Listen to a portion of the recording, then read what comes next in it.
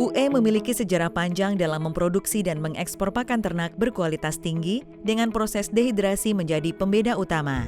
Untuk memastikan stabilitas, kualitas, dan keamanan saat tiba di pabrik, sampel representatif diambil dari muatan yang masuk untuk menentukan kualitasnya, seringkali menggunakan sistem inframerah atau NIR.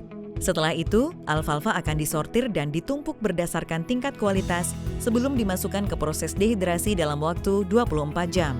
Proses dehidrasi merupakan faktor pembeda produk kami, berbeda dengan metode pengawetan silase atau jerami.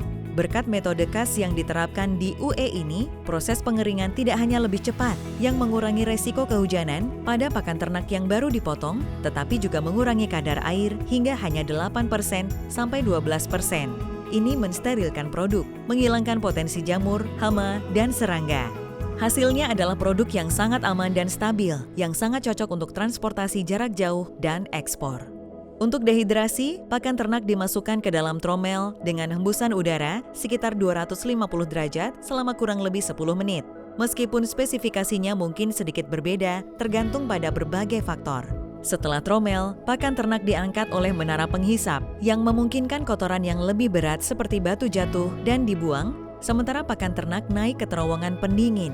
Di sini, pakan ternak secara bertahap mendingin hingga mencapai suhu ruangan sebelum mengalami kompresi ganda untuk pengepakan atau dialihkan untuk produksi pelet. Setelah proses ini selesai, pemeriksaan kualitas dilakukan menggunakan sistem NIR dan sampel acak menjalani analisis laboratorium lebih lanjut yang ketat.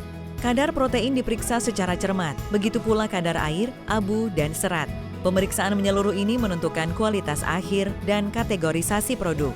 Setelah analisis akhir, pakan ternak disimpan di gudang dengan bal-bal yang disusun menurut tingkat kualitasnya menunggu transportasi. Bal pakan ternak cocok untuk banyak hewan, namun bal ini sangat baik sebagai pakan ternak perah, terutama sapi. Selain itu, ruminansia kecil seperti domba, kambing, unta, dan kuda sangat diuntungkan dari bal ini. Dokter hewan menentukan Total Mixed Ration atau TMR yang ideal untuk sapi pada waktu tertentu. Namun, untuk sapi perah, umumnya dianjurkan untuk memasukkan 7% hingga 10% alfalfa dalam ransum untuk menghasilkan ransum yang homogen dan memastikan pemberian pakan yang konsisten sambil meminimalkan penyortiran. Penggunaan mixer pakan sangat disarankan.